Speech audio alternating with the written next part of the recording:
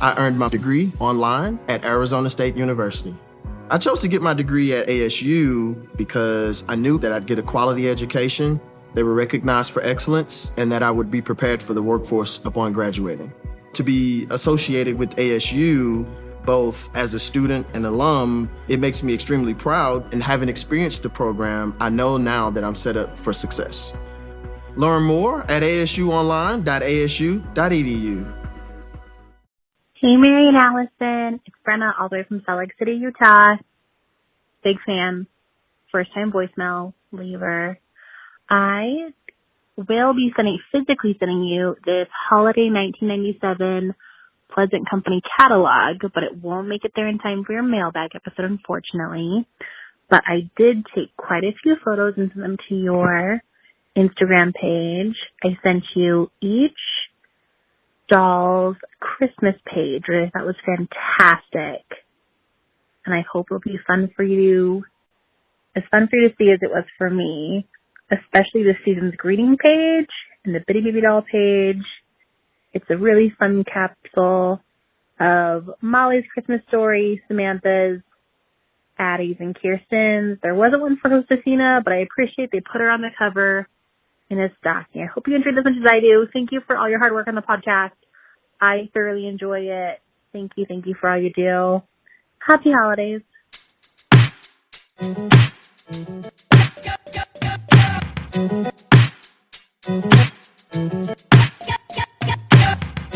Welcome, everyone, to American Girls, the podcast. This is the show where we're reliving the American Girls series book by book. I'm Mary. I'm still Allison. And that was Brenna. Thank you, Brenna. What a voicemail. What a dream. Brenna is a friend and a listener from Salt Lake City, Utah. And we were so excited to hear from her and to receive an iconic series of photos showing all the different covers, the holiday outfits, and what I would describe as a 1990s multiculturalism dream season's greetings montage. Oh, God. So with 5 dolls, we go through Chinese New Year, Kwanzaa, Hanukkah, a girl mysteriously in a tutu, which I think is supposed to be what holiday is that one for? I think that's white nutcracker culture. I see. Gotcha. And then a girl is playing the violin. So sort of like a Duggar vibe. And then we get mini dolls so that your dolls won't feel alone. Yeah, I mean, that would be the worst thing in the world, right? Oh, wow. That's big yikes. But thank you, Brenna, for sending that to us. Can't wait to see it in the flesh. Also, thank you for sending us friendship bracelets. That's how we know that we're friends. Brenna sent us friendship bracelets, which tragically, Allison, am I hoarding yours in my apartment right now? Yes, it is going to be in the mail to you soon. And Brenna also sent me a house tour by way of a wedding gift because she knows I like house tours, or we both do. So thank you for that. We have such great listeners. And this episode is really where we hear from you. So this is another one of our mailbag episodes. We love doing these episodes. The Bachelor just had their Men Tell All, or as I mistakenly once called it, Men Talk Back. I really thought that's what it was called. And I do think it's a better title, but this is sort of like the Listeners Tell All or Listeners Talk Back. Yes, and something I love about Brenna and others is they had kind of a Kevin McAllister vibe in writing to us. Like, I hope I make it on time. I'm rushing. Like, I'm trying to make the holidays. And we were so thrilled to get messages from you all, voicemails, different kinds of pictures. We were tagged in some provocative Facebook threads this week. So we'll talk about that. Or sorry, Twitter, wrong platform. And there was a few things I also just kind of picked up for our conversation. We were sent a photo of Silver Eye. Excuse me? I don't mean to just take us to a clinical place right away. I'm just casually opening up our email inbox and I see a disease that this person didn't know was Silver Eye. And I thought, this is what it was like to be Jonas Salk or the team that made the COVID vaccine. Here I am. I have the information she needs to solve a real problem. Did you play like Snow Patrol, like softly in the background as you read the email? I told her, I said, we will address this immediately. She did not have a diagnosis at that time. And I said, clinically, what we're out in the streets, we call it Silver Eye. We're looking at Silver Eye. The prognosis unknown. thoughts and prayers, thinking about you. We'll get into it. I'm sure we will. Like, I have a lot of great questions for you, but I think something I want to share by way of introduction today is, like, we all have these different internet lives. Sure. My life is at least once a day opening up a DM and clicking on a blurred image and it being a girl, a doll, or both, or Silver Eye, or someone St. Lucia's buns, or someone tagging us in a 1990s Klutz book, or someone telling a very nice story about their life. And I don't think there's anyone luckier on the internet. Yes. I mean, that could have gone so many other ways for you. And I'm sure that's how it goes for some people. So I'm really happy that, things are very positive over on the AG Instagram. A very quick, well, it's a positive test result, but not a positive outcome. Wow. Ashanti has tested positive for COVID-19. Allison, I can't even speak on this. I'm worried about her. So I believe she was scheduled to perform in a Versus with, was it Keisha Cole? Yes, it was several folks, and it is postponed. It's postponed. I mean, I will be tuning in support of her in January when she picks up that mic and, hopefully is restored to health. And, I remember, speaking of DMs, like last week or the week before, a bunch of listeners messaged me and basically were like, if you and Allison have made any money off of this podcast to date, which, by the way, we really haven't, throw it all at, there was, I guess, an auction in which a costume worn by Ashanti was up for sale. And I don't know how much it went for, what they were trying to get it for, but I feel like it was sort of out of our price range, but like aspirationally, I wanted it for us. Well, a quick update, speaking of that, and I know that we cannot afford this, those 3 custom American Girl Swarovski crossovers netted almost $1 million at auction. What? And Excuse me? The money was given to charity, but, not all of us, as I've recently said, grew up on Christmas tree farms. Not all of us, Wow. have that kind of crystal money to throw around. That is absolutely shocking. I really can't accept that. Also, it's really hard to know that those Swarovski, I can't say that word, but okay. that aesthetic, going for that much, knowing that Ashanti is out here in this world alive and can't get that kind of cash for probably like a concert appearance or even a tour. I do want to tune into her verses. I do think it will be good. I hope she sings live. The best one that I've ever seen so far was, of course, with Ms. Patti LaBelle and Gladys Knight. And then awkwardly, Dionne Warwick, star of Twitter, shows up at the very end. But they did sing their whole thing. Dionne Warwick on Twitter, if you are having a tough week, and it's the last week of the semester for me, so I'm just like on a struggle bus. Her Twitter account, Allison, have you seen her tweets? Yeah, she recently said, I have a short list of Gen Z artists I will partner with. It is a short list. And I also love that she's called people out by saying, like, I can see what playlist you put me on. She's like, that's all. Oh my God. I'm trying to find when somebody tweeted at her and was like, can you talk to me about like your psychic friends network, and do you believe in psychic cats as a concept? And she was like, I will not dignify this with an answer. Like, you will hear from my attorney. That's it. That means yes. So speaking of Twitter questions, we were tapped this week to weigh in on a very important issue. And I am going to ask you to make this a yes or a no. Does Taylor Swift French braid her own hair? Absolutely not. Oh, no. That's You think yes? I don't know. I think if I was that wealthy, I don't know that I would allow anyone to touch me and do my hair. But she can probably afford a lot of testing. So I don't know. Yeah. I mean, I guess the COVID of it all does change the calculus a bit, because if we weren't in the midst of a global pandemic, I would say absolutely not. And I mean, I'm still holding with that answer, but I do think that complicates things. Like, does she feel like she has to braid her own hair because of the pandemic? I think she braids her own hair. If you know the answer to this, please reach out to us. But I think she does. Here's my feeling about this just off the dome, is having listened to her newest album, on which I feel like and I've talked about this with friends who have like listened to this many times as well. After listening to it and going and reading the extended credits, there are many people who like do backup vocals on this album uncredited. Haim gets a feature on one track, which is being called the greatest true crime mystery of the year. And I'm like, it's not, but whatever. They are barely audible. Like if you listen to other songs where it's just her backing herself up or just random backup vocals, it sounds exactly the same as Haim. And I actually really love them. So I'm like, man, Taylor, what happened? Like, why are you doing them dirty? And it's like, what if she was like, listen, a lot of people are singing on this album, not getting credited on the credits officially. They're not making it on the album sleeve.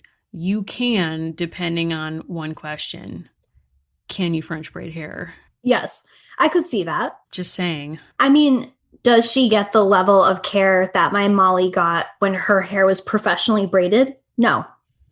I'm willing to say that. No one can. Absolutely no one would. Are you kidding? Okay, so we have so many questions, so we'll go back Let's and dive forth. right in. This episode is brought to you by Podcorn. Podcorn is a marketplace connecting podcasters to advertisers for native podcast sponsorships. What does that actually mean? Well, for our purposes, it means that we don't have to run ads on our show for products and services we don't believe in.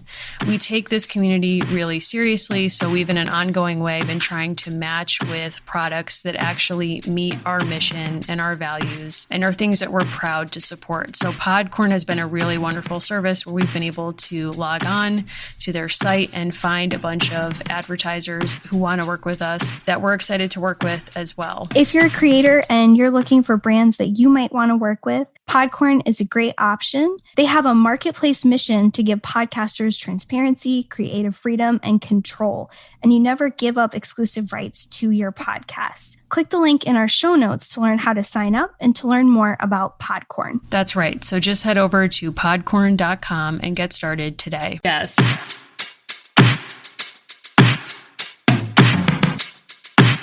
So something that's been keeping me up at night since Rachel asked it, did she ask this question today? Yes, but I know that it will in the future. Interesting. So I have a Molly next to me, as you know. She says, the fact that Courtney has a Molly, my Molly does also have my Courtney has the Molly. This keeps her up at night. Does that mean Molly is canonically not real in the AG universe? Can you explain that to me again? I feel like, you know that Sandra Bullock movie, The Lake House, where it's like she and Keanu Reeves are living 2 years apart and somehow keep exchanging mail? Yes. And then at the end of the movie, they meet. Spoiler alert. I've literally drawn out diagrams trying to understand how that's possible.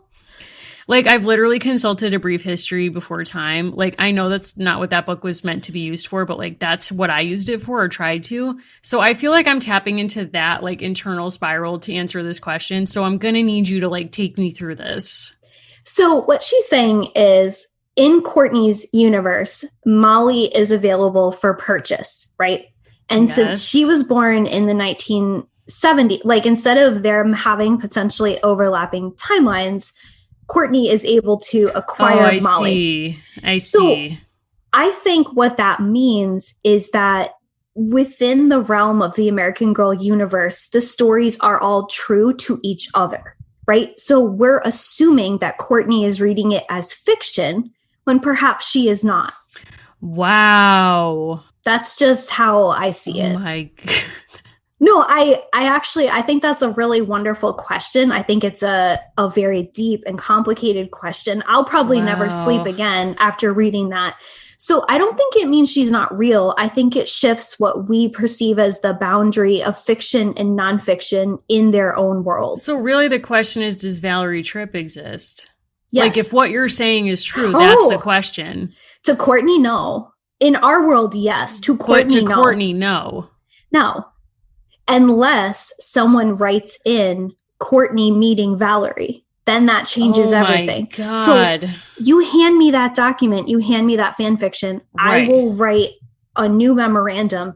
As of today, Courtney Moore, 1986, owns Molly, but Molly is, we're going to talk about Rosie the Riveter later because we got a great question about it.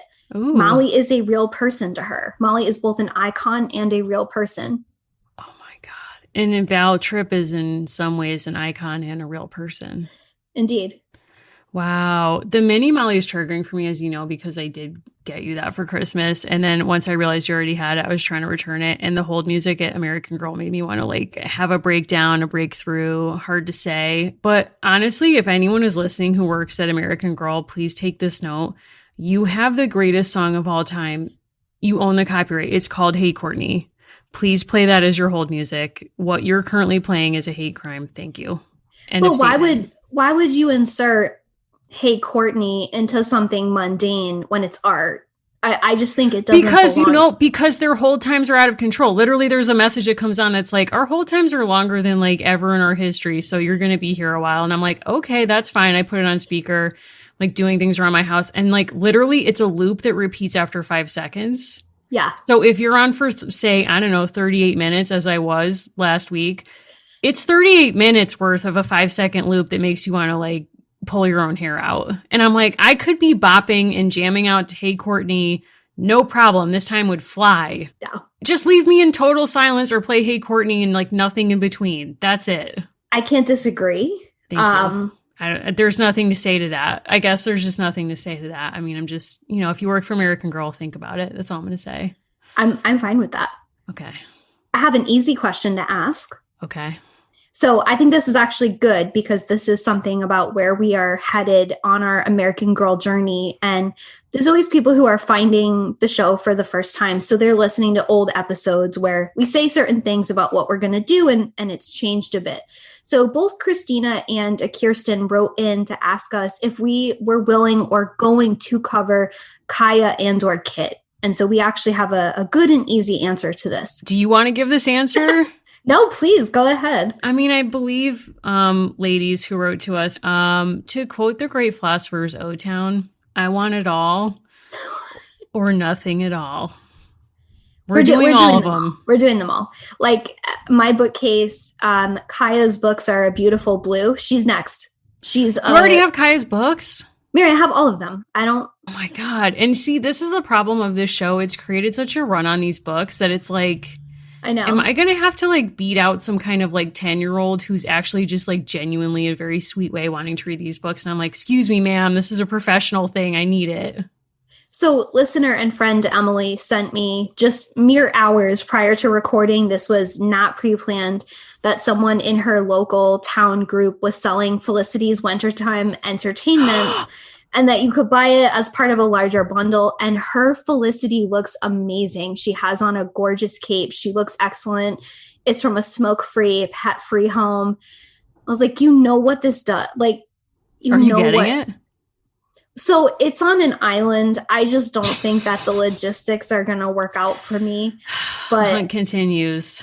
I like that people are like, this toy from 1993 is available. I must send it to my friends at American Girl. And we do, like, we need it. Genuinely, yes, of course. Yeah. So many great questions have come in. I put out a call for some. So Allison, I'm going to fire one at you if you're emotionally, spiritually prepared for this. So Elena from TX, hey girl, she wrote and said, what OGAG is Taylor Swift? Don't be scared of the Swifties. Playing small doesn't serve the world. Wow. So we've talked, I think, about this a bit before because of the summer. I think we framed her in the same way that we framed Samantha prior to our rereading of the books. And I am still going to go back and say that she's a Kirsten. I think she's a Kirsten. I think she's very artistic in her own, obviously in the musical way, but I think she has an aesthetic that's evolved and is very interesting right now. Like, it's not just about the braids or being in a field. I think that's part of it. I think we've changed in the way that we think about a lot of these people. And I also think part of evolving and being an adult is saying, listen, I didn't like this certain stage of how this artist was talked about or the way they talked about themselves, but I really like this product that they've made now. Yep, totally agree. And as a follow-up, a bunch of people asked us to comment on her new album or if we had any thoughts on it, which I know is like potentially stressful for you. So I would just use this as a moment to say that I agree. And I still think that Taylor Swift is a Kirsten 110%. And in a way, someone else actually asked if we think the pioneers minded the increased daylight that would have been happening now because of no daylight savings time. Like if the pioneers or the Swiss pioneers But thinking about all of this and Taylor Swift, it's like, of course, if Taylor Swift is locked inside in a pandemic and also like less daylight, she takes to this by like imagining these very elaborate stories in the form of these songs. And these past two albums to me are like peak cottagecore. And, you know, in some ways, is Jack Antonoff her raccoon? Like, I don't know. I don't know. Just saying, I'm just putting that out there. Think about it.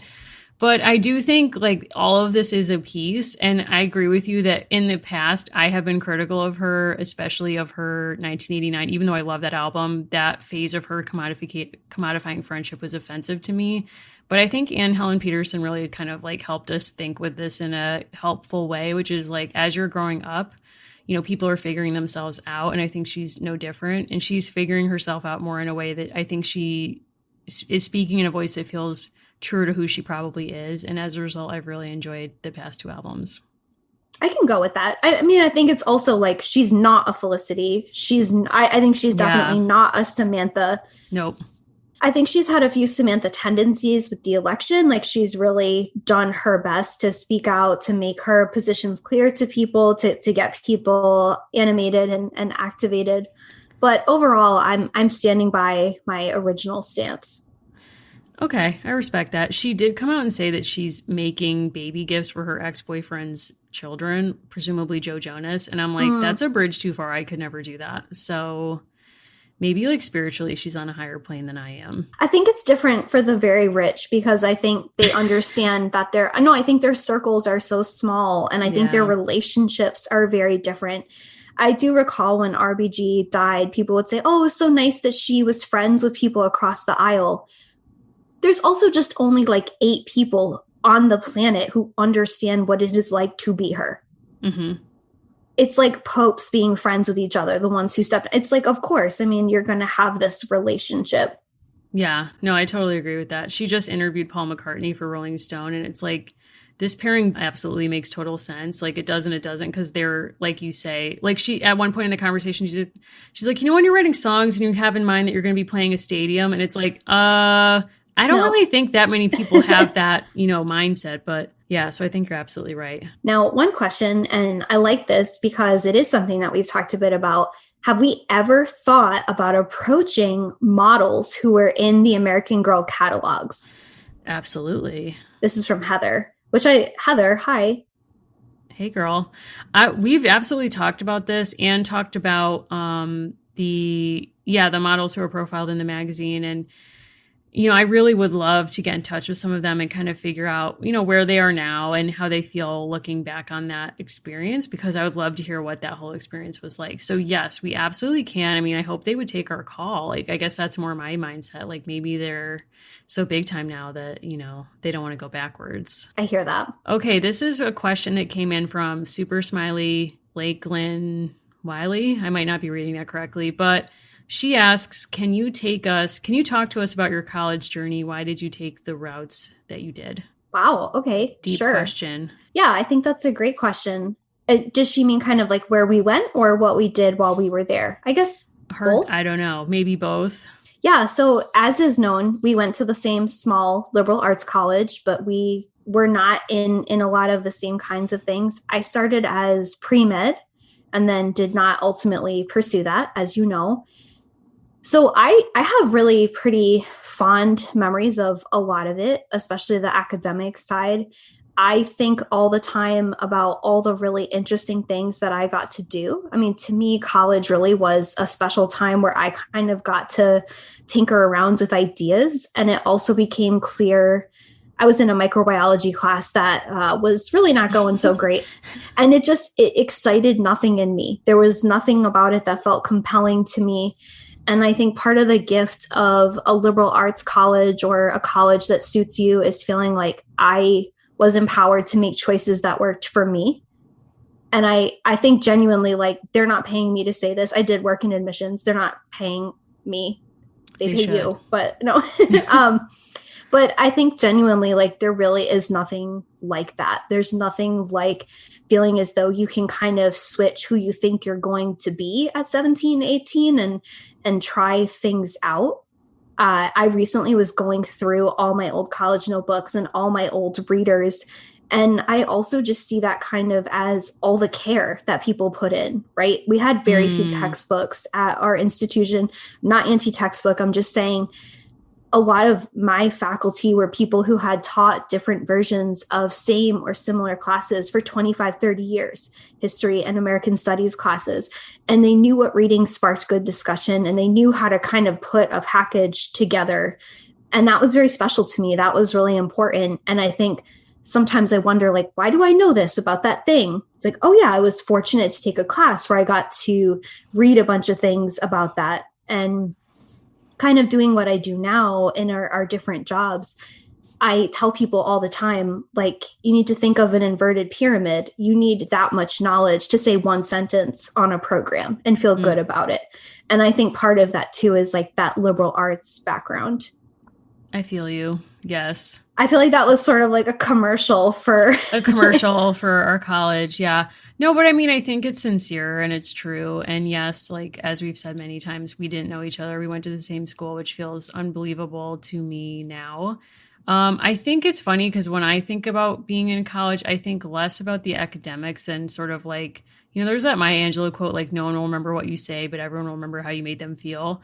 That's sort of how I think about college, which is like, I don't really remember a lot of the content of all of my classes. Like, of course I do, like for history and English and things I was super interested in. But I think for me, like in terms of my life trajectory, I barely went to high school because my health was so bad when I was in high school. So I felt like I was homeschooled, or it was just like a thing. I spent a lot of time by myself, or, so to be in a place where you could sit around a table and talk about a book that you read and found interesting and have people be equally passionate about it, and have a faculty member who really cared about what you thought and wanted to hone your ability to think with things, was really exciting to me, and still is. And I think I still seek out that kind of feeling in all parts of life, including the show.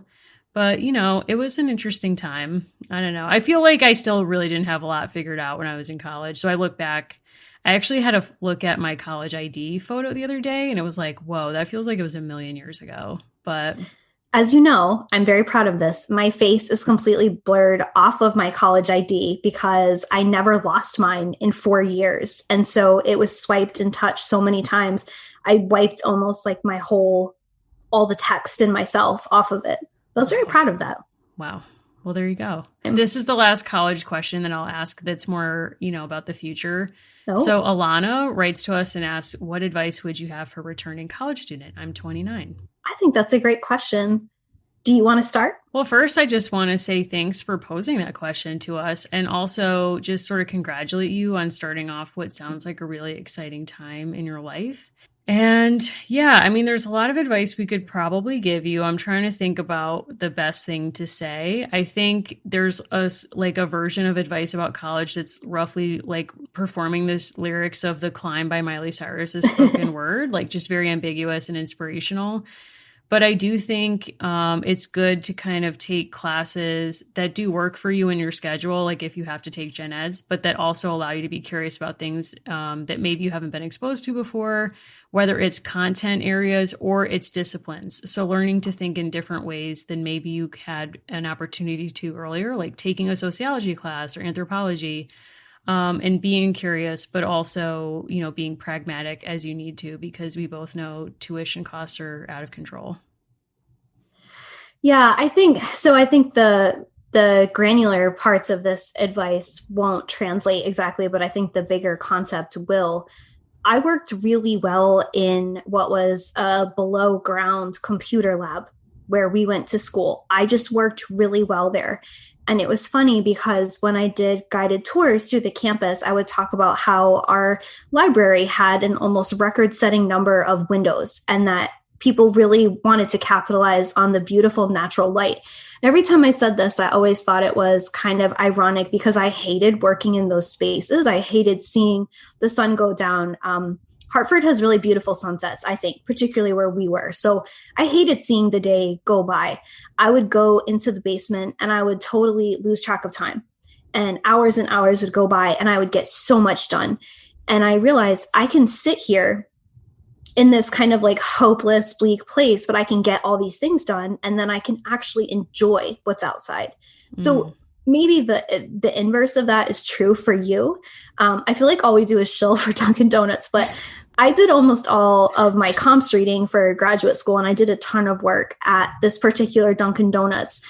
And part of why I did it is it had this familiar rhythm. Like I knew that the same men were going to come in and flirt with the same women every single day.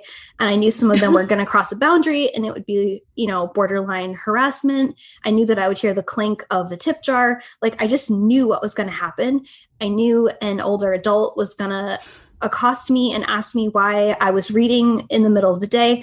Did I have a job? Like, wow. Yeah, it's complicated. But like, I knew what was going to happen. I knew that I could have my iced coffee and I knew how long I could stay. So I think like finding patterns that work for you and also saying like, I'm on this tour talking about how wonderful the natural light is. It didn't work for me. And that was okay. Yeah, I think that all of that is true. And like finding study skills that are like when I'm listening to it, seems like you found a series of rituals that worked for you. And that's really, really a key thing. Also to find rewards or ways of being kind to yourself. And I wish I had found that a little bit sooner in my academic career, which is I would stay up super late or all night or whatever. And really, I wish I had slept more or been kinder to myself. Also, don't be intimidated by any other fellow classmates you have who might be younger than you and might be presenting as if they have it all figured out, because most likely they don't. And also, who cares? And, I was in college with this guy who was like very extremely mediocre, and he was like his own biggest fan. And at first I was really intimidated and I wouldn't raise my hand or whatever if he was there. I wouldn't put myself forward because I thought, wow, he must really have it all figured out. Come to find out he didn't. And so I often think about this person and I'm like, okay, let me just pretend to be him for a second and like raise my hand if I have something to say. Because otherwise, you might be shy or something. But I would just say be kind to yourself. Best life advice of 2020, be kind to yourself. Now, along these lines, and you don't know this, someone asked if she could list us as a reference to get into a history graduate program. What? I said, yeah. Of course. Yeah, absolutely. Yeah, of course. We're available. Well, you need us to make a phone call? No problem. You want us to write you a letter of rec? No problem. I'll tweet at them. It's fine. I mean, how many Dolly Parton lyrics is considered an uncomfortable amount in a letter of reference? 2? Okay. No. Nah. I mean, she just basically fixed COVID, so. It's fine. Wow, what an honor. Thank you. Agreed. So while we're talking history, I love this question, and we may have answered different versions of it before, but I really like it because we always think of different things. What era, place, or event is begging for an AG historical character?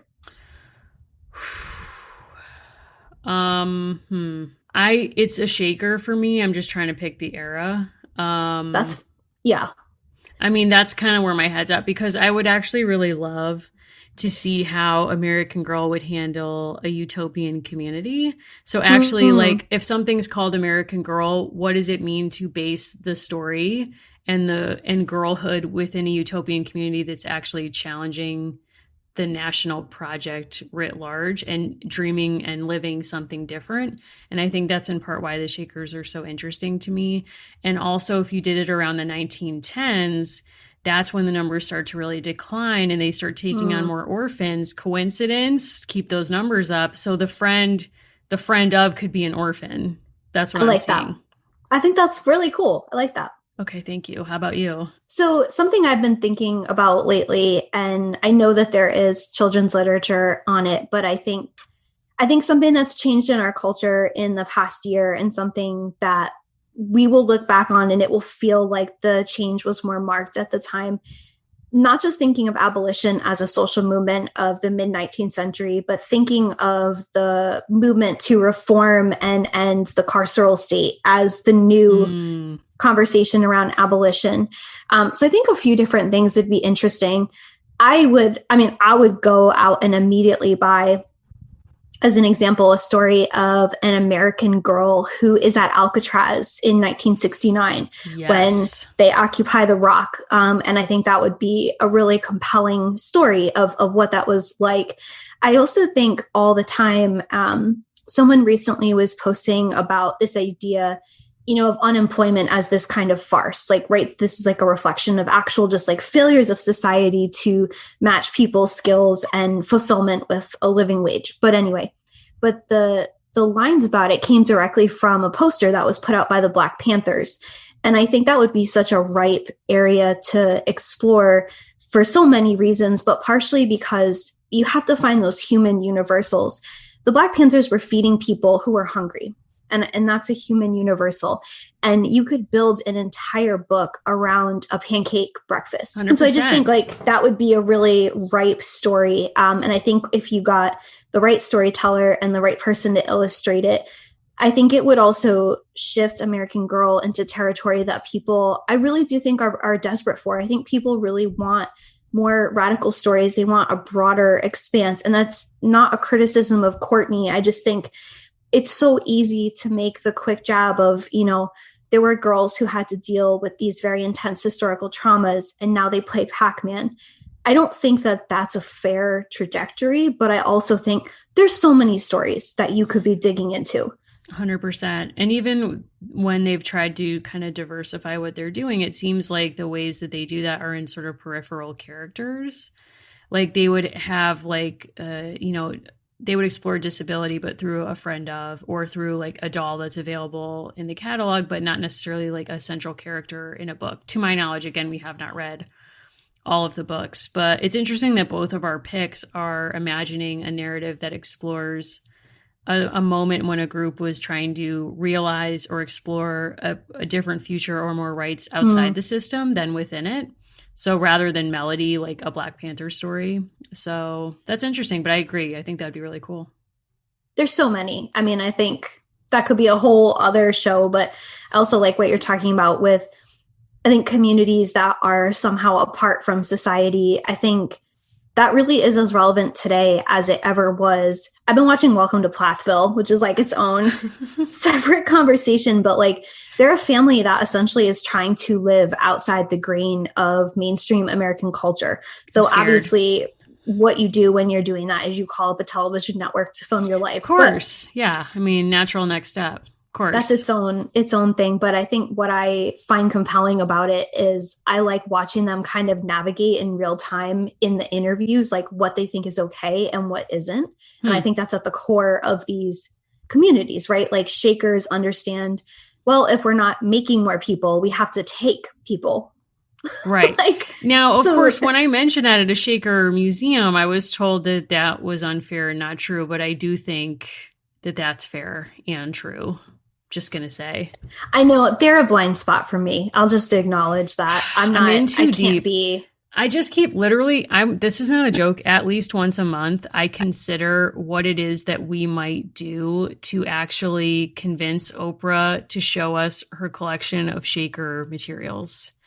As we all know, Oprah is the largest private owner. She owns the largest collection of Shaker furniture in private hands. Open the vault, Oprah. So we all have our things. Harlan County, USA, and the Oprah Shaker collection. You're I'm like, obsessed. There is no bar to entry too low for you to introduce that into conversation. Is it wrong? I mean, I'm just saying it's wrong. Like, it's no one's talking funny. about it enough. Like, I mean, I have to keep bringing it up because it's like nobody else is talking about this. So if they came to you and they said, Mary, we can have one utopian community. You're either going to get Fruitlands and Louisa May is not going to be in it, or you can have a Shaker story. Shaker story, no question. Okay. Fruitlands failed. And if Louisa May's not going to be there, you think I want to hang out with Bronson? I don't know. They didn't have shoes. Or Thoreau. He would just like turn to me and be like, yeah, like my mom does my laundry when I'm at Walden Pond. So of course you're going to do that for me, right? And I'd be like, excuse me? But Allison, I want to bring up a topic that is near and dear to your heart. If we were talking about The Bachelor, which we're not, this question is not about The Bachelor, but you know, we just had hometown dates on this season, and your favorite part of that traditionally are the dads. You know, you love to kind of analyze them and see who you think is your number one. So this listener wrote to us and asked, who is your favorite dad in the AG series so far? It's a really good question. They are quite absent most of the time, now that I think about it. I have to say Mr. Merriman, because I think he's fun. He's ultimately on sort of the right side, air quotes, of the revolution because he's pushing things. He gives Felicity candy. I think he's probably the closest to kind of how I align with my dad. Like, I think There's something really cool about her relationship with her father where he's always really happy to see her and he's sort of excited to be in her life, right? And also my dad constantly gave me candy and donuts and such treats as a child. So I think I kind of relate to that element a little bit. Very good. I don't know that I have a favorite. I've been thinking about this. It's hard. It's like, I don't know. Mr. M? I'm going to say Mr. M because I like his playfulness and his joking, which you've not seen directly, but you know, I don't know. It's like, I'll go with that for now. So we do have a bunch of cool holiday stories, but before we share some of those, Taylor has an inquiry that I chose to not pursue because I want the listenership to really kind of like weigh in on this. So she wants to know if other listeners remember what she calls an event from 2004. Okay. A dad, so great segue, made an unofficial AG website for his daughter. The site was an unreal and cataloged collection of all the AG objects. There was a guest board and Anna Sophia Robb would talk to people because she was Samantha. Eventually I found out it was my twin sister posing as her. I want to see if anyone else was catfished by a fake Anna Sophia Robb. Oh my God. What? Neve Schulman, if you listen to this show. If you're listening. This is a case for you. So I don't know that like we fully, because I was like, if I start to look into this, it will never end. Right. Yeah. Now I want to like do a deep dive on this. This is fascinating. So what, did she give any more details? Like what prompted this? Did something happen that brought this down from within? Like, was there like some kind of big reveal? Like what happened? As we joke, like, you know, there are people who inspire art of all kinds. Like what we do brings this out in people. Okay. I respect that. We're sort of like an apricot scrub of AG memories. Like something is coming out. Something's coming out. And what is the sister doing now? That's my question is like, where did she take this energy? Where did the dad take this energy? So Taylor asked us one question. I have 18 for her. Thank you. Yeah, that's the right response. Wow. Okay. Like, so I'm not familiar with this, but I would love if we could get some listeners writing to us with some, you know, their own history with this. Yes. And we'll launch an investigation. Now, speaking of history, Samantha M understands how to reach me. She writes, she says, I love the show. She's a history teacher. Cool. Hey, Samantha M. She sends me a picture of her cat named Eleanor, dressed as a suffrage cat for Halloween. Thank you, Samantha M, printing it out from my wall. So since we've been talking about Molly, she wanted to know kind of what we thought or how we have taught or thought with the Rosie the Riveter We Can Do It poster.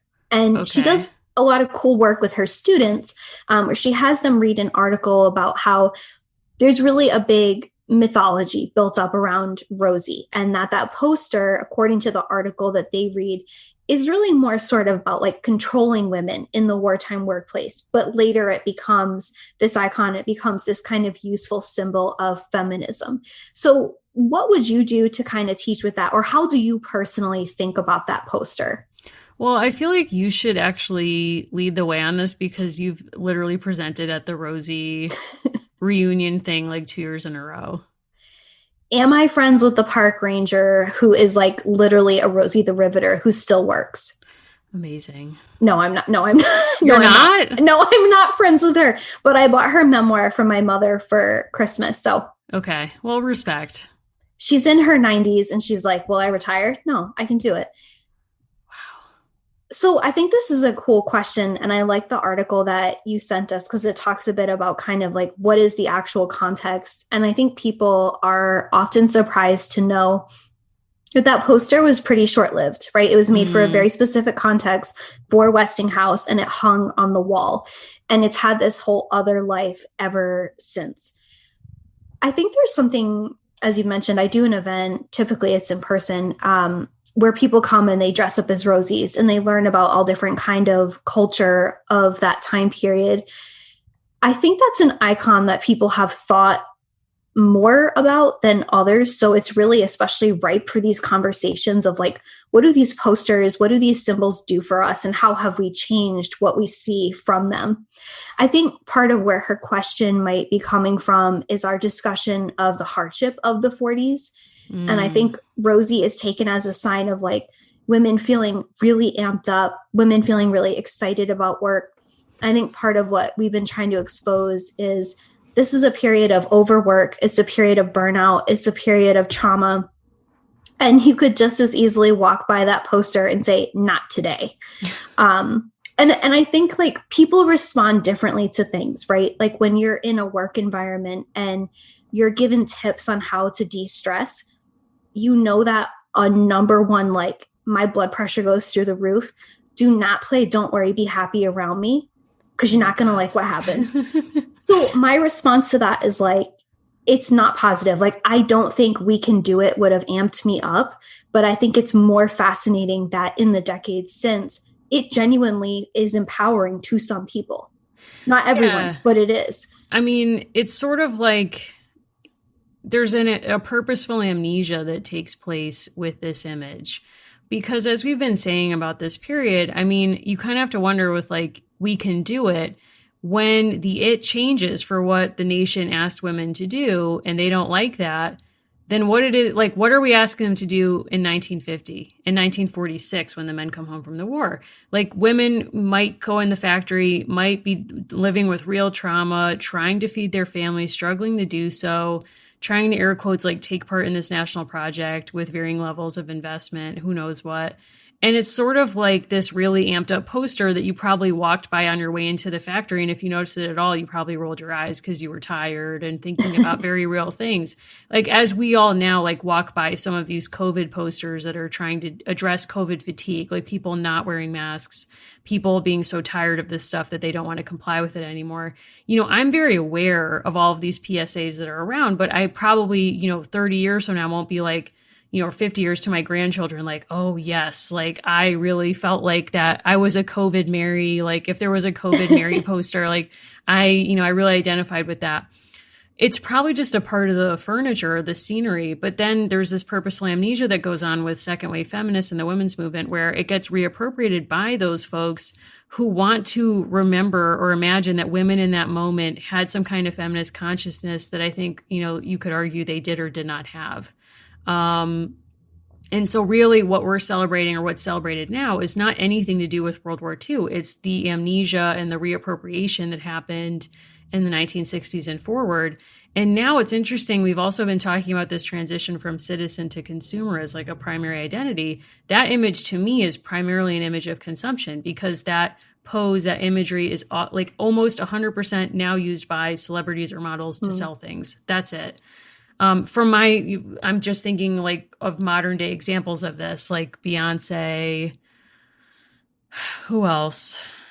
At one time, her pose, recreating the Rosie pose, was the most liked image ever on Instagram. That is no longer true, but it was in 2016. That's interesting. But what's interesting about that as well is that it also exposes yet further amnesia about actual women working in World War II factories, which is a lot of them were women of color.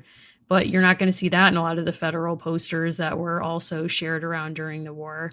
It is a really interesting thing to think with, like, because it can lead you down all these different trails. But I think trying to challenge in your mind sort of the received narratives of progress about the war in particular, like the overly celebratory narratives that get mapped onto literally everything, including Rosie the Riveter. No, just being like real, like that's true. Like if you can kind of step back or push back a little bit on that, it can actually complicate in interesting ways what we think about the trajectory of like iconography around women in our visual culture. I don't know. That's just what I'm thinking about. There's also the importance of the first time that they had that event. One of the slides that I had featured Aunt Jemima and then Rosie. Because what they're wearing on their head seems to be identical. If you don't understand, like if you were dropped onto this planet and you were just asked to compare those two pictures and you weren't raised to think about race, you weren't raised to think about that as part of your sociological background, it's like, oh, these are two creatures that are both wearing a red kerchief. Like if for some reason that was the only thing that you could identify, but we understand that those are very different. They come from two very different trajectories in our culture. To me, so part of the article that she sent us and part of what she had us think about, I think something we haven't said maybe as explicitly about Molly that is worth mentioning. Obviously, we've talked a bit about her family background, part of why her war experience is different is her class. And that's just part of it, right? Like there's a class element where when you read stories about remarkable women in the factories, part of what makes it remarkable and part of why these women feel so sort of thrilled is some of them weren't coming from difficult or dirty factory jobs. They were college students. So they were people who were kind of like testing this out, and then they were able to leave. And I'm not saying that of everyone, but this year we talked about this in terms of pink slips and parades, that when people started to celebrate Victory Day, a lot of women were also handed pink slips. And they were also given this messaging of like, yes, you did it, but you shouldn't feel sad. Yeah, that's interesting. Yeah, I think class is so essential to that. I'm actually just thinking about sort of the modern day conduits to that with COVID, which is like, when you see a lot of the iconography, it's like people being like air quotes brave, going about their lives, where it's like actually you're not as in danger as frontline healthcare workers. And yet like folks who are frontline healthcare workers in nursing homes are also the first getting pink slips because they're like, oh, actually like the crunch of this pandemic is also putting your life at risk, but making it financially impossible for us to keep you here, air quotes.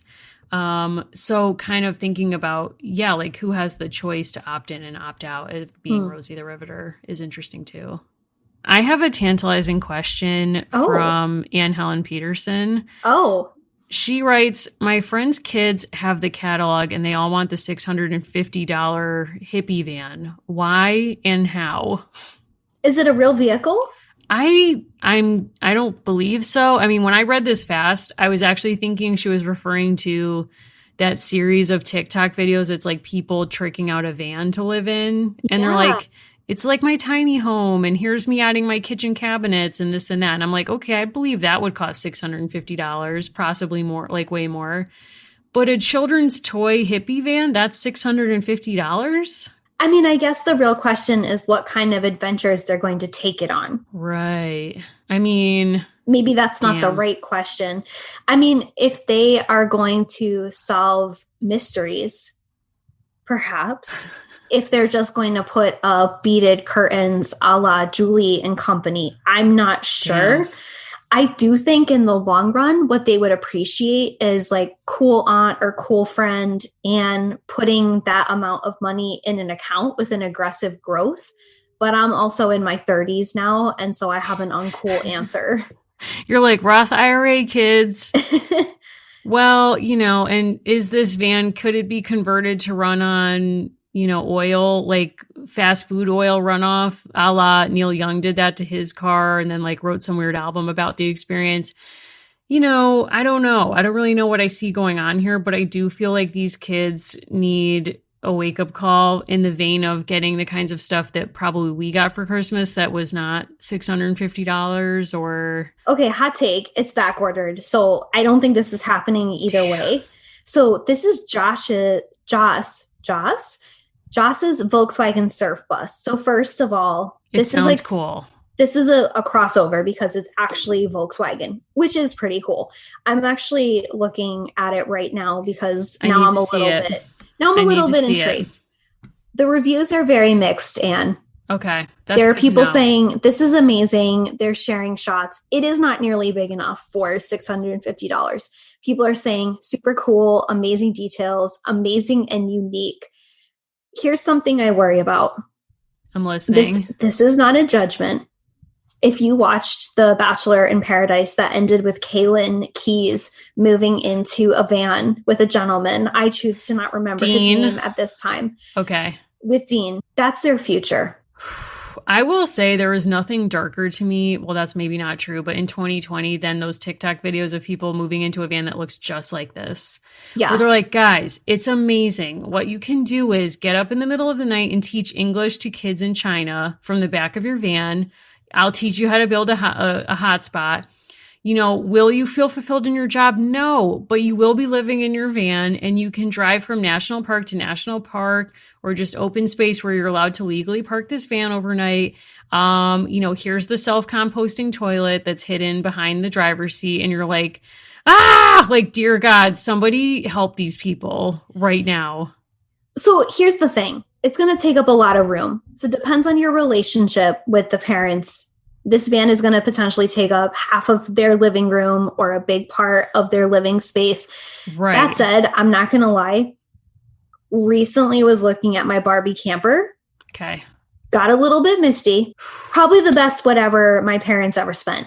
My Barbie camper was amazing. I loved the time that I spent in there.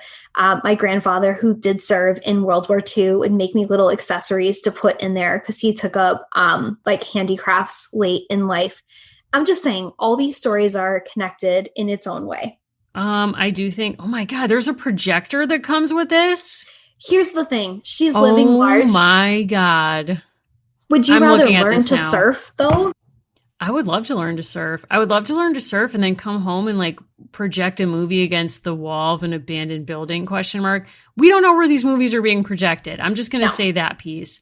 The food looks pretty good. I'm seeing breakfast foods. I'm not seeing any cereal. That's hard for me. I'm seeing a yogurt parfait ? Is that a seltzer? Oh, No. Coconut water. Pass. Okay, I'm really deep in this right now, but I just want to complicate this further by saying I don't know how much it costs, but if you've seen the Home Edit episode with Khloe Kardashian where the hosts are called in to make a parking garage for her daughter's, like basically what are those cars that you can like actually sit in and drive around? Power Wheels? Yeah. Okay, we weren't allowed to have that growing up, but like I was always mystified by other kids who had that. I'm wondering if that's under $650, and I know it's a different play experience, but it's like you can actually drive that. But do you Thoughts? want, I mean, that's not for every child. You know, ultimately what I keep coming back to mentally, and I am going to actually say this out loud now because I'm brave enough. If you have $650, Anne, you can buy yourself a Saturn. You can buy these kids a Saturn. Hear me out, Allison. You can buy these kids a Saturn. Just turn it on every once in a while. Keep the battery fresh.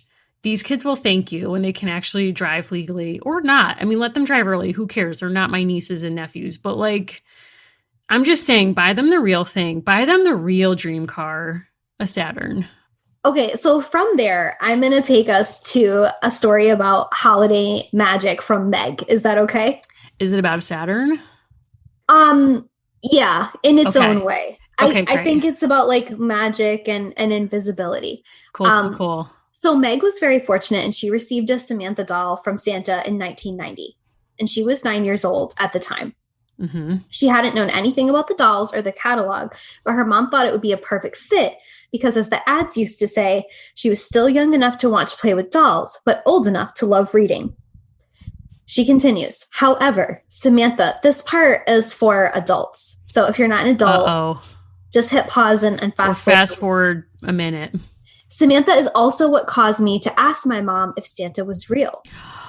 Santa brought me the doll, but she brought me the books. And I didn't think this level of coordination seemed plausible.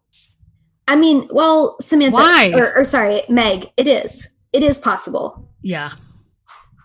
She says, my mom told me that everyone can be Santa and make the holidays magical. That is absolutely true. Oh, yes. Just not Mrs. Claus because she's overworked. Underappreciated, overworked. Yes. May I share another story that I really appreciated about like a similar kind of thing? Sure. So Claire is our people. She loves Molly. She says she cherished how Molly was a way for her to connect with her grandmother over the Second World War. Very And sweet. she says, I always felt I had a special bond with my grandmother, and Molly would have been just a couple of years older than she was. So I was thankful to have a window into what her life was like at her age. She also has an additional memory, which is that her grandmother was diagnosed with breast cancer the year after she received Molly. And so something that they did was they got matching pink pajamas and a matching ribbon for her and for Molly in solidarity with her grandmother. And she says it felt so special that Molly and I could support my grandmother together. And so I think that also shows like, you know, you can receive the doll and then the meaning of the doll changes. Like she has these two very different and special memories. And so thank you for sharing that with us. And I think it's really cool. Like her mom took out the sewing machine and she made all of this and really wanted to surprise her. So it was like this really very cool thing they did together. That's so sweet. And I relate to that so much. Obviously, as I've shared, I was so close to my grandmother as well. And oddly, my other grandmother is the one who gave me American Girl stuff, including American Girl dolls and books. And yet it was the thing that I really used to connect to the grandmother that I was very close to. So, that's a very special bond. And I will just say, as a piece of self-care, do not listen to Marjorie off of Taylor Swift's new album, which is a tribute track to her grandmother who passed. And I listened to it and it was very emotional for me. It's a very nice song, but it's, very sad. But, maybe that it will be a good thing for you. I don't know. I'm just trying to throw that out there. But anyway, thank you for sharing your story. That's very sweet. Do you want a braid story to feel better? Yes, thank you. Since, just to like also, there was no Saturn in that story and I feel lied to, but I'm moving on. That's not the first time someone has lied to you about Saturn. Sadly not. Yes. So Megan had been wanting an American Girl doll for years. She was in second grade when she discovered the books and she inhaled them. She was Team Kirsten all the way. And this led her to loving historical fiction. And she says that she was like very excited. And she was talking all about how Addie's pajamas came with a heart warmer and slippers, not just a shawl. So like she was on all the details. And then she tells this with just like, she's a great storyteller. We reach Christmas Eve, 1998. I am in fourth grade. My family is gathered at grandmother's house opening gifts. My box is huge. My sister's is smaller. She opens hers first and I see the AG box. My box is different. So my mind tells me I'm not getting the doll I wanted for years. And my sister is. I burst into tears. I am inconsolable. My teenage aunt is laughing her head off and tells me to go get my box. I am heaving and unwrap it to see a box for a stereo, and I start crying again. At this point, all adults are laughing. They instruct me to open the stereo box, and I saw that they had double boxed my gift, which was the Kirsten doll I had always wanted. Epilogue. The next day, my sister undid Kirsten's braids, and I am still upset with her. She should be. I love that for you because that was like, I think over disrespected. That was 22 years ago, and you are not over it. You're not over it, nor should you be. I'm not over it. First of all, the double boxing, that's like, that's dirty. God, that's dirty. My parents did that with my iPod. Really? Yeah, they put it in like a random crappy box and it was like buried under other stuff. And it was like, I've never been a tech kid anyway. Like, who was this for? Oh my God. My parents never did that kind of stuff. They would just like torture us other ways, like buy my siblings gifts that would torture everybody, AKA my younger brother got bagpipes one year and I've like never recovered from that. So I feel your pain. Taking out the braids is like an act of violence. And I'm sorry that that happened to you. You can never recreate that.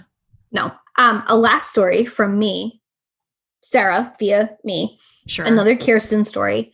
Kirsten was always her favorite American Girl. And typically for Christmas Eve, her family goes to their grandparents and they have a Swedish dinner. This is something that she really loves, and she loves Christmas Eve. This year is looking different, so they're not getting together, but she's going to read the Kirsten holiday book and listen to the podcast where we talk about it. It won't be quite the same, but it'll be good in its own way. Oh, that's so sad, but also like beautiful. Her library friend gave her Kirsten books because of circulation stats. And this is what I want to say to you, Sarah. That's on you now. Wow. Get those numbers up. Wow. You're putting it on her. Interesting. No, Sarah told us this really beautiful thing about herself. And I was like, oh, so that's interesting. You're like, Kirsten needs you. I mean, listen, as long as these other characters have a Volkswagen surf bus, like we're all out here trying to help out these other OGs. Yes. Like, when is Molly going to be released from the vault? Like, it's beautiful that the mini Molly's available for Courtney's everywhere, but what about full-size Molly? What about Kirsten? I don't know. Mary, I just have one more thing I need to share with you, and then I promise I'm done. Yes.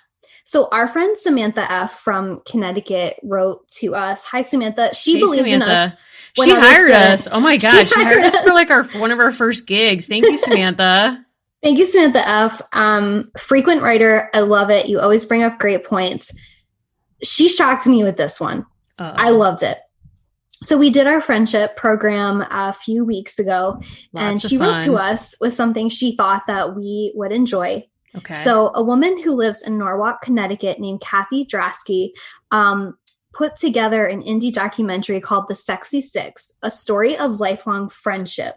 And she followed 6 women who were friends from this one part of town for their whole lives, how they went through their careers, becoming wives, becoming mothers, and kept up a passionate and like cool friendship their whole life.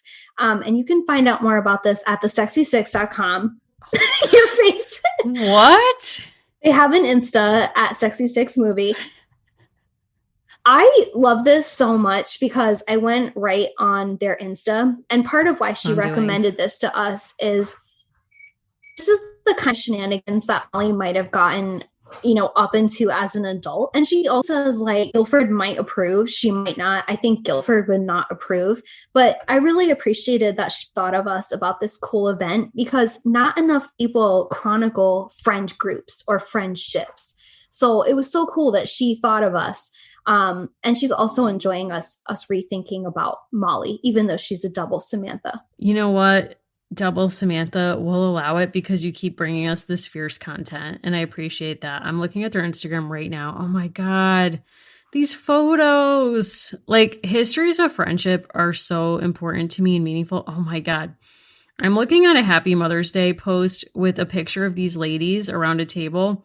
They're so cool. Like they're so cool. It's the 70s. One of them looks like has shown up with like a Beethoven aesthetic, which like I'll presume was cool in the 70s. Honestly, I love all of this. I would definitely want to see this documentary or whatever this is. Can I be friends with them? Can we be friends with them? Is that still an option? Yeah. I mean, so we have Emma from Kentucky who told us a super cool story. We have Annie who like gave us cool intel on Have Yourself a Merry Little Christmas. Like, I think we might have more than 6 if we included everyone we talked about this episode, but like it's never ending. It's never ending. And I do want to just quickly fire at you some other questions. So Curly Girl Gal wrote, forgive me if you've addressed this, but what are your thoughts on the Magic Attic series? I can't say I remember a ton about it, but if I recall correctly, I had the Allison doll. They get into some weird stuff, and unless I'm speaking in error. Nope, I had the Allison doll. She's still in my collection. Her hair looks amazing. She's a blonde. She held up really well. The highlight of that series for me was the one who did ice skating, which I think may have also been Allison. They were 18-inch, very much like our girls in the AG series, but they were much slenderer. Like they were very thin, very kind of like rail straight dolls. And they came on stands, which I think was always a tell because a doll that's meant to be on a stand, she's just never going to get down with like the Amish stuff that I want to do. You know what? And that's a deep loss for that doll. Like no questions asked. I don't have deep memories of Magic Attic myself, but I will just say that I read this very late at night. And at first I thought she wrote Flowers in the Attic. And I was like, we can't go there on this show. These dolls still retail for between 50, 70, like the Allison Magic Attic. You're looking at 65 plus shipping. Yep. Excuse me? Wow. She does well. And like this $30 one, she's not in great shape. That's rough. Don't put in a bid. I see that look in your eyes. Don't do it. Allison, speaking of dolls and purchasing stuff, if you could have any doll accessory, what would it be? Now, I've become pretty fixated on the Samantha buff. I'm not going to lie. Like Interesting. You had that really ready to go. You didn't have to think about it. No, it's just pathetic.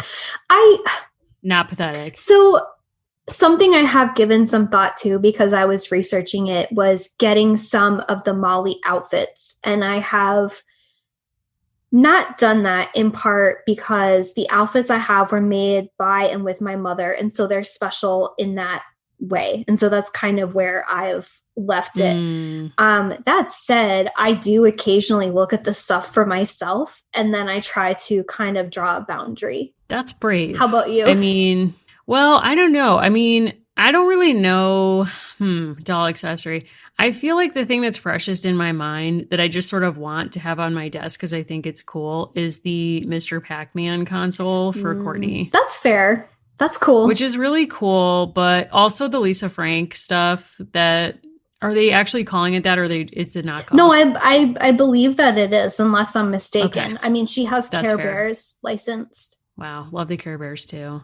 I also like in terms of like clothes I could actually wear, the only piece of American Girl clothing I ever really wanted other than the Molly PJs, thank you again, was the jacket, the purple black sleeved American Girl jacket. Where like I had this vision once pre-COVID where I was like, if we go on tour and do live shows, like we should get those jackets. I was literally just thinking that. Really? No, I really was. We got to look into this. If you're listening to this, do not buy any of those jackets you find on eBay right now, please. I'm gonna tell you the truth. Folks occasionally send us TikToks or they send us content, and every now and then there's just a cool chick in one of those purple coats, and I'm like, I know. I don't care. They look good. People will send us stuff and they'll say, I don't know if 18 people have sent this to you. And it's like, 18 people have because it's good content. It's great content. Thank you. Send it to me 20 times. Oh my God. We need those jackets. I'm conducting a national search right now, starting now. Yeah, if we ever do a live tour, which was our ambition before COVID and hopefully will happen again someday, because we did do that friendship event and it was super, super fun. We had such a good time with everyone who came. So thank you all of you who made time. We would love to kind of do that live and in person because the only thing better than hanging out virtually would be like an in-person hangout where we could actually see you. So we need to get those jackets. End of story. I'm branding our tour right now and it's called Brunette Ambition. Has that been done? It's done now. I love that. Oh my God. Yes. T-shirts. Let's do it. Thank you. I'm so excited. Although I'm saying this right now, I get final sign off of where we stay and you know why. I do.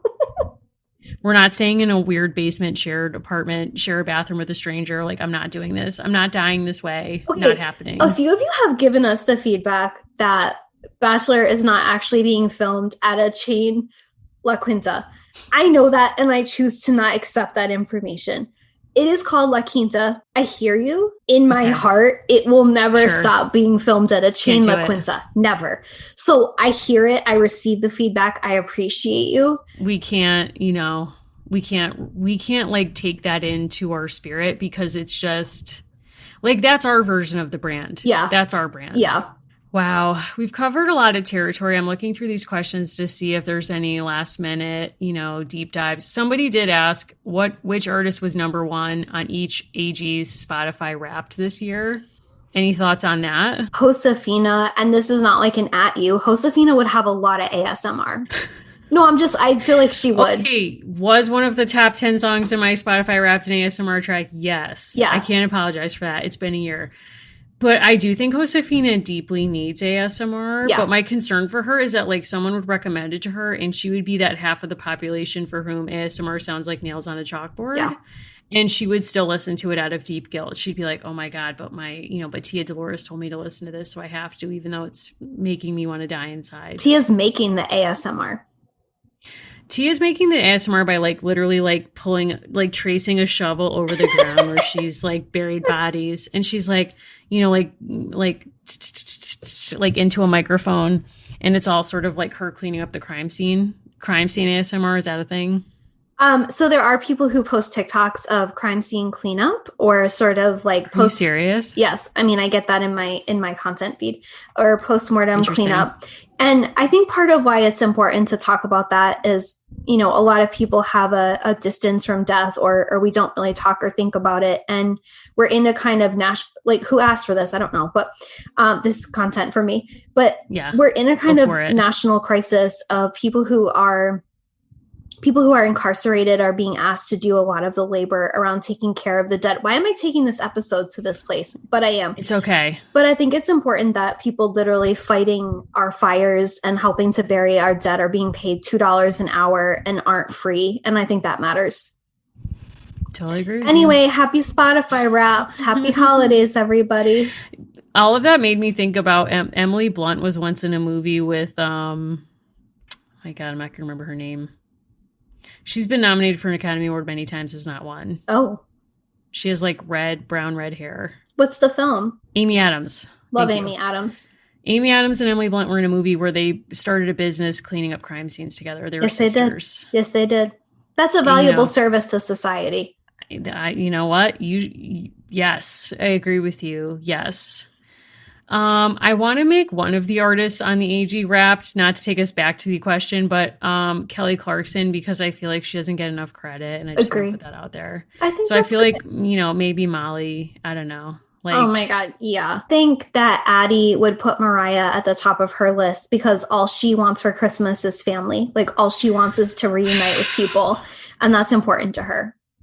also important to Mimi, you know, as we know, having read her book or reading her book, Yes. that really all she wants is to fit in her family. And, you know, it's probably not going to happen, but at least she had Derek Jeter briefly. Spoiler, that's on the Patreon. Don't even want to think about that. We will be talking about it. We'll be getting deep into Mariah. So we've covered a lot of ground here. We really do appreciate everyone who sent us questions and stories. We love them. Yes, there's some that we didn't get to share, and I'll make sure to try to be in touch with you. But thank you so much for spending part of your, honestly, probably one of the busiest times and most isolating times of the year for people reaching out to us, telling us your story. It really is so cool to us that you are now including us in your holiday traditions. That's very special. So thank you. That is so deeply special. And that's what I meant by, you know, it's like sad that that listener can't be with her family to do like those traditions, but is sharing it with Kirsten and maybe by extension us. Like, I'm so truly honored by that. That's so special and so sweet. And I really love it when listeners reach out to us. It's very, very special.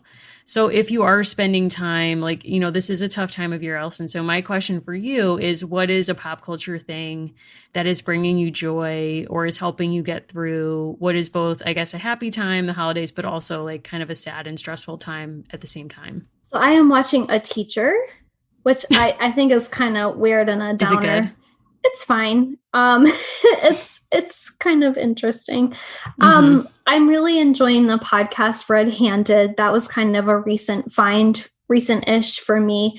And that's something where folks recently asked, what's a podcast that's like sitting with two friends? That's definitely it for me. I love their dynamic. I even like the way that they read advertisements.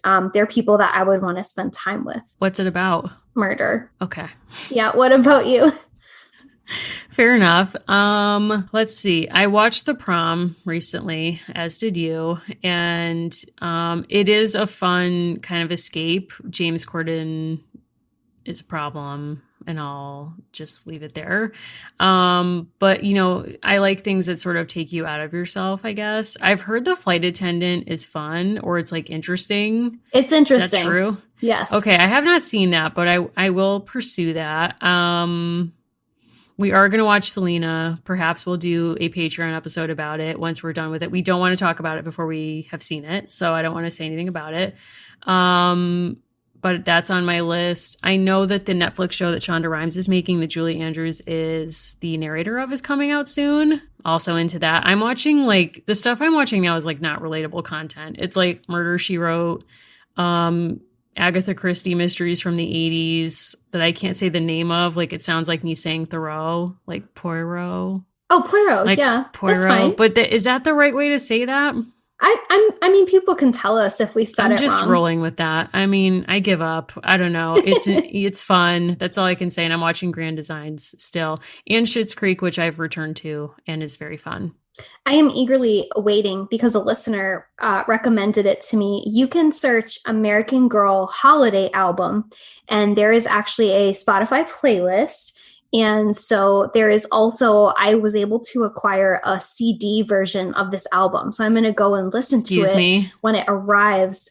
So this listener emailed us this, and I immediately went on Mercari. I was locked out of my account. I was like, doesn't matter. Immediately purchased it for $10. So thank you to the Florida woman who sold that to me. Thank you, ma'am. Thank you for your service. Also, you've brought up Mimi before, or maybe I did, but I just want to say, if you've never seen Mariah's World, it's the best reality show of all time. Just going to leave it there. It's on Amazon Prime. You have to pay for it. It's worth it. And you might want to watch it in anticipation of the Patreon episode if you participate in that. I'm preparing what I'm referring to as a lights out presentation of clips that I believe are relevant to our discussion of this book. So I'm just going to leave it there. Incidentally, this is now our longest episode ever. Oops. No. We'll wrap it up here. But, you know, just to say thank you so much to everyone who listens, everyone who's reached out to us. We do so appreciate you. Thanks to all of you who have visited our merch store or who support us on Patreon. We really appreciate you. Allison, if people want to send you murder tips, murder-related content, where might they find you? So don't send me that unless it's, you know, Not like a how-to, Right, but more right, of of just course. like a, cool Just show. Chatting about the world. So I am reachable at Allison Harks on both Twitter and Instagram. And you can also reach out to the show at A Girls Pod on Twitter. We love when we have conversations with you there. And you can find American Girls Podcast by researching our website, which has all of our contact, and also on Instagram. Mary, where should people find you? You can find me on Instagram at Mimi Mahoney or on Twitter at Mary Mahoney123. We do so love hearing from you, and thanks so much for listening.